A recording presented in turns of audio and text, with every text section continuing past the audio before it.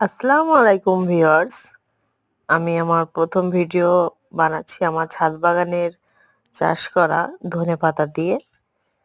দেখুন, আমি শীতের মরশুমেই এই ধনেপাতা গাছ লাগিয়েছিলাম। বীজ ছিটিয়ে সেখান থেকে এত সুন্দর ফল পাওয়া গেছে। ভাবতে পারিনি এত সুন্দর হবে। যাই হোক, মাশাআল্লাহ, খুব সুন্দর লাগছে। আপনারাও চাইলে ছাদে এই ছোটখাটো কিছু কিছু জিনিস চাষ করতে পারেন, যেগুলো আমাদের নিত্য প্রয়োজনীয় কাজে লাগে। এখানে অনেকগুলো টবে আমি লাগিয়েছি, খুব সুন্দর হয়েছে।